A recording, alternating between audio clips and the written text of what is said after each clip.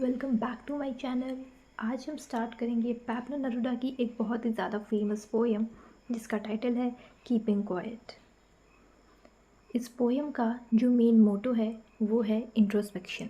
Introspection का मतलब होता है आत्मनिरीक्षण, यानी खुद की जो फीलिंग्स हैं, खुद की इमोशंस हैं, उनको ऑब्ज़र्व करना बिना किसी थॉट प्रोसेस के।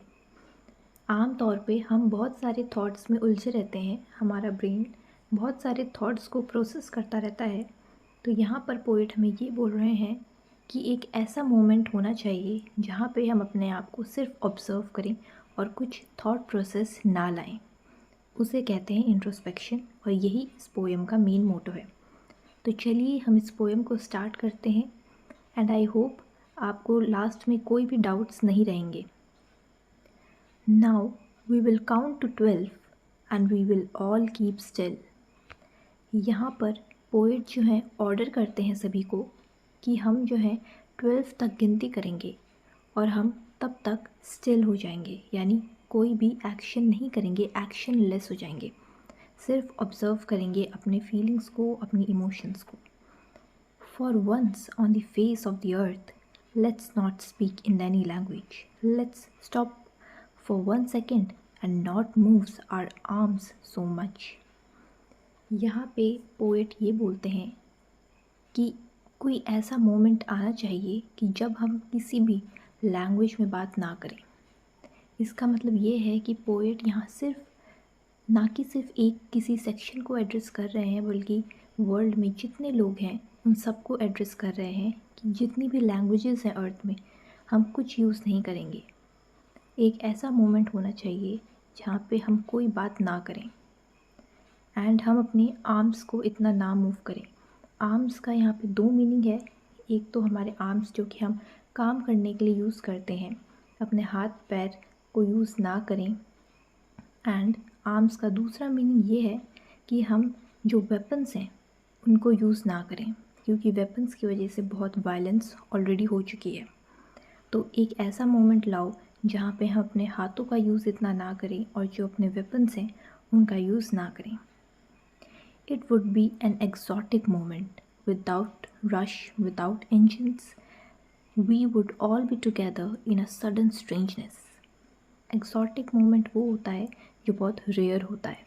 तो पोएट बोलते हैं कि अगर ऐसी चीज़, ऐसा मोमेंट हम लाने में कामयाब रहे तो ये बहुत ही ज़्यादा एक्सॉटिक मोमेंट होगा, जहाँ पे कोई भी रश नहीं होगा, कोई भी इंजन्स की आवाज़ नहीं होगी और हम एक सडन स्ट्रेंजनेस में बन जाएंगे, यानी अचानक से एक बहुत ही ज़्यादा स्ट्रेंज और कोकी सा इन्वायरमेंट क्रिएट हो जाएगा, क्योंकि ये बहुत ही ज़्यादा अनकॉमन चीज़ है। हम सब जानते हैं कि दुनिया में कितना रश है और अचानक से एक ऐसे वर्ल्ड में हम चले जाएंगे जहाँ पे कोई रश नहीं है, जहाँ पे वायलेंस नहीं है। तो ये बहुत ही ज़्यादा स्ट्रेंज मोमेंट, बहुत ही ज़्यादा एक्सॉटिक मोमेंट होगा, ऐसा पोएट का कहना है। Fishermen in the cold sea would not harm whales, and the man gathering salt would look at his hurt hands। यहाँ पे पोएट ये बोल रहे हैं कि जो फिशरमैन हैं वो वेल्स को हार्म नहीं करेंगे और जो मैन है जो सॉल्ट को गैदर कर रहे हैं वो अपने हाथों के ऊपर गौर करेंगे कि उनके हाथ कितने हर्ट हो चुके हैं। यानी यहाँ पे वो पोएट ये चीज़ें बता रहे हैं जो आम तौर पे हम सब रोज़ करते हैं, लेकिन कभी भी उन पे गौर नहीं करते, ऑब्ज़र्व नहीं करते, हम अपने आप को नज़रअंदाज कर देते हैं। तो पोएट उन सारी चीज़ों के ऊपर हमारा ध्यान ले जाना चाह रहे हैं। हम चाह रहे हैं कि हम फोकस करें उन सब चीज़ों पर जो रोज़ होती हैं लेकिन हम उन्हें इग्नोर कर देते हैं। Those who prepare green wars, wars with gas, wars with fire, victory with no survivors, would put on clean clothes and walk about with their brothers in the shade doing nothing। Green wars का मतलब ये है wars against plants, wars against nature। यानी जो हमारी अर्थ में deforestation हो रहा है उसको यहाँ पे पोएट बोलते हैं ग्रीन वॉर्स।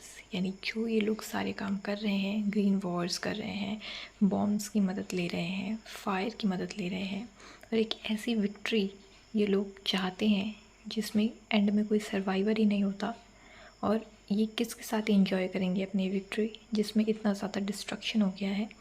तो ऐसे लोग उस दिन, जिस दिन कोई एक्शन नहीं होगा, उस दिन क्लीन क्लोथ्स पहन लेंगे और अपनी ब्रदर्स के साथ वॉक करेंगे, यानी ब्रदरहुड शो करेंगे, भाईचारा शो करेंगे।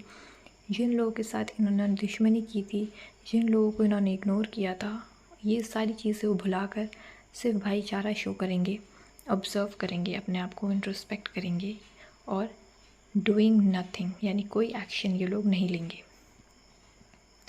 What I want should not be confused with total inactivity. Life is what it is about. I want no truck with death. If we were not so single-minded about keeping our lives moving and for once could do nothing, perhaps a huge silence might interrupt this sadness of never understanding ourselves and of threatening ourselves with death. यहाँ पे poet ये भी बताते हैं, एक disclaimer देते हैं कि ये जो चीज़ें पोएट बता रहे हैं कि अपने आप को इंट्रोस्पेक्ट करो, कोई एक्शन मत लो, तो यहाँ पोएट ये बोल रहे हैं कि ये टोटल इनएक्टिविटी यानी खाली बैठ जाने का मतलब उनका बिल्कुल भी नहीं है कि हमें खाली बैठ जाना चाहिए, हमें कुछ नहीं करना चाहिए। पोएट ये बोलते हैं कि लाइफ का मतलब यही है मूवमेंट, यानी कुछ ना कुछ करते रहना। लेकिन पोएट यहाँ पे हमें बता रहे हैं इंट्रोस्पेक्शन का एक अलग ही एक मोमेंट होता है जो सबकी लाइफ में इन्वॉल्व होना चाहिए टाइमली, ताकि वो समय समय पर अपने आप को ऑब्ज़र्व कर सकें। I want no truck with death if we were not so single minded about keeping our lives moving. यहाँ पोएट ये बोलते हैं कि हम इतने सिंगल माइंडेड हो चुके हैं कि हम कुछ सोच ही नहीं पाते, हम सिर्फ मूवमेंट कर रहे हैं। हम लाइफ में हमारा एक गोल है, कोई पर्पस है, हम उसको अचीव करने के लिए इतना पागल हो चुके हैं कि हमें आसपास कुछ नज़र ही नहीं आता। आसपास तो दूर की बात, हमें खुद की फीलिंग्स तक नज़र नहीं आती। हम अपनी फीलिंग्स को लेकर खुद भी बहुत ज़्यादा कंफ्यूज्ड रहने लगे हैं और इसीलिए इस कंफ्यूजन को दूर करने के लिए इंट्रोस्पेक्शन बहुत ही ज़्यादा ज़रूरी है।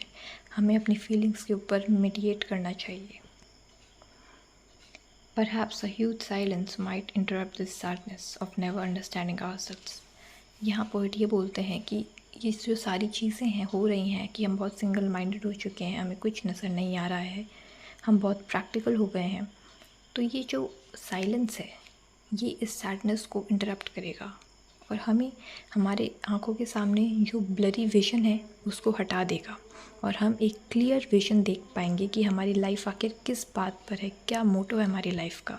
Perhaps the earth can teach us as when everything seems dead and later proves to be alive.